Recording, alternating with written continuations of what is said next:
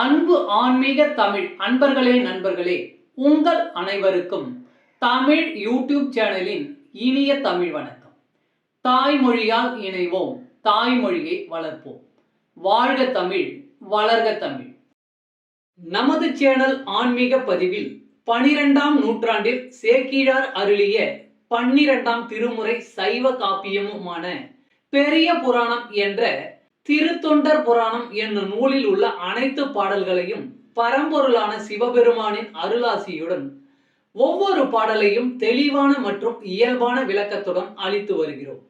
நாங்கள் அளித்து வரும் இந்த பெரிய புராணம் என்ற திருத்தொண்டர் புராண பதிவினை கேட்டு அதன் இனிமை உணர்ந்து அகிலம் காக்கும் இறைவனின் அருளாசியை பெற்று இறைப்பயன் அடையுமாறும், மேலும் இந்த பதிவிற்கு லைக் மற்றும் ஷேர் செய்தும், அது மட்டும் அல்லாமல் இதுவரை இந்த சேனலுக்கு நீங்கள் சப்ஸ்கிரைப் செய்யவில்லை என்றால் சப்ஸ்கிரைப் செய்து பெல் பட்டனையும் அழுத்தி ஆதரவு அளிக்கவும் அன்புடன் கேட்டுக்கொண்டு இப்பதிவினை தொடர்கிறேன். வாருங்கள், ஆன்மீக பதிவில் சேக்கிழாரின் 12ஆம் திருமுறையான பெரிய புராணம் என்ற திருத்தொண்டர் புராண பாடல்களை தெளிவான விளக்கமுடன் அறிவோம், அறிந்து தெளிவோம், தெளிந்து இறைப்பயன் அடைவோம்.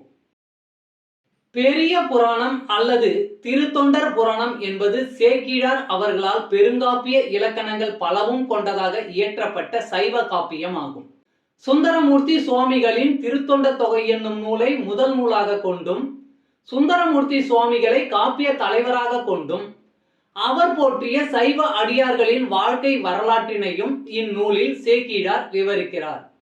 திருத்தொண்ட தொகை நம்பியாண்டார் நம்பி எழுதிய திருத்தொண்டர் திருவந்தாதி ஆகியவற்றை மூல நூல்களாக கொண்டும், 2ஆம் குலோத்துங்க சோழனிடம் அமைச்சராக இருந்த சேக்கிழார் பல ஊர்களுக்கு சென்றும் திரட்டிய தகவல்களை கொண்டும் பெரிய புராணம் எழுதப்பெற்றுள்ளது. 2ஆம் குலோத்துங்க சோழனின் ஆணையின்படி தில்லைக்கு சென்றவர் அங்கு இருக்கும் இறைவனான நடராசர் உலகெல்லாம் என்று அடியெடுத்து கொடுக்க, சேக்கிழார் உலகெல்லாம் உணர்ந்து ஓதற்கு அரியவன் என பெரிய புராணத்தை தொடங்கியதாக நம்பப்படுகிறது. இடைக்கால இலக்கியத்தில் மக்களின் வாழ்க்கை பற்றி வரலாற்று போக்கில் அறிவதற்கு இந்நூல் உதவுகிறது. பெரிய புராணம் முதல் காண்டம், 2ஆம் காண்டம் என 2 காண்டமாகவும், முதல் காண்டத்தில் 5 சருக்கங்களையும் 2ஆம் காண்டத்தில் 8 சருக்கங்களையும் உடையதாக அமைக்கப்பெற்றுள்ளது. சுந்தரமூர்த்தி சுவாமிகளின் திருத்தொண்ட தொகையில் இடம்பெற்றுள்ள பாடல்களின் முதல் வரியே சருக்கங்களின் பெயர்களாக உள்ளது. காப்பிய கதையானது கைலாயத்தில் தொடங்க பெற்று சைவ அடியார்களின் வாழ்க்கையை விவரித்து இறுதியாக கைலாயத்தில் முடிகிறது. முதற்காண்டத்தில் திருமலை சருக்கம், தில்லைவாழ் அந்தணர் சருக்கம், இலைமலிந்த சருக்கம், மும்மையால் உலகாண்ட சருக்கம், திருநின்ற சருக்கம் என்ற 5 சருக்கங்களும், 2ஆம் காண்டத்தில் வம்பரா வரிகண்டு சருக்கம், வார்கொண்ட வனமுலையால் சருக்கம், பொய்யடிமை இல்லாத புலவர் சருக்கம், கரைக்கண்டன் சருக்கம், கடல் சூழ்ந்த சருக்கம், பத்தராய் பணிவார் சருக்கம், மன்னிய சீர் சருக்கம், வெள்ளானை சருக்கம் என்னும் 8 சருக்கங்களும் அமைந்துள்ளன. இந்த 13 சருக்கங்களிலும் உள்ள மொத்தம் 4286 பாடல்களையும் ஒவ்வொரு பதிவிலும் ஒவ்வொரு பாடலாக தெளிவான மற்றும் இயல்பான விளக்கமுடன் கேட்டு இறைப்பயனை அடைய உள்ளோம். பெரிய புராணம் 41 நம்பி திருத்தொண்ட தொகை. பொறுமருந்தவத்தான் புலிக்காலனாம் அருமுனி எந்தை அர்ச்சித்தும் உள்ளது பெருமை சேர்பெரும் பற்ற புலியூர் என்று ஒருமையாளர் வைப்பாம் பதி ஓங்குமால்.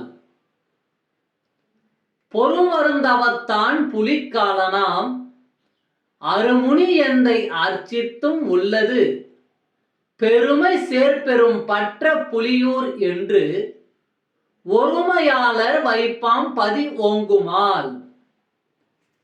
பாடலின் விளக்கம்.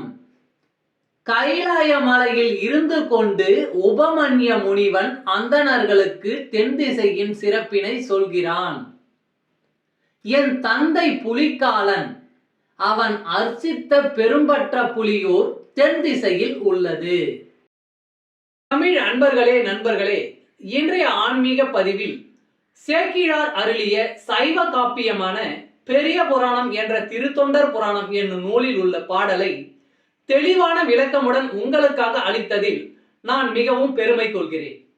இப்பதிவில் அளிக்கப்பட்ட சைவ காப்பியமான பெரிய புராணம் என்ற திருத்தொண்டர் புராணம் பாடலின் விளக்கம் யான் அறிந்து கொண்டவை. யான் அறிந்த இந்த காப்பியத்தை நீங்களும் அறிந்து இறை பயன் பெற வேண்டும் என்பதற்காக இங்கே அளித்துள்ளேன்.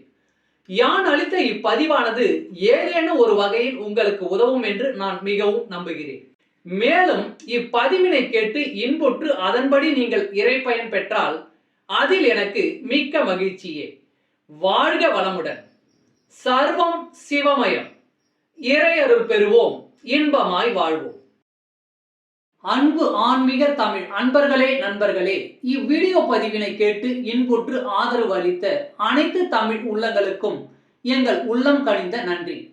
மேலும் இப்பதிவு உங்களுக்கு பிடித்திருந்தால் லைக் மற்றும் ஷேர் செய்தும், இதுவரை இந்த சேனலுக்கு நீங்கள் சப்ஸ்கிரைப் செய்யவில்லை என்றால் சப்ஸ்கிரைப் செய்து பெல் பட்டனையும் அழுத்தி ஆதரவு அளிக்கவும் அன்புடன் கேட்டுக்கொள்கிறோம். மிக்க நன்றி. அடுத்த பதிவில் உங்களை விரைவில் சந்திக்கும் வரை உங்களிடமிருந்து விடை பெறுவது தமிழ் யூடியூப் சேனல்.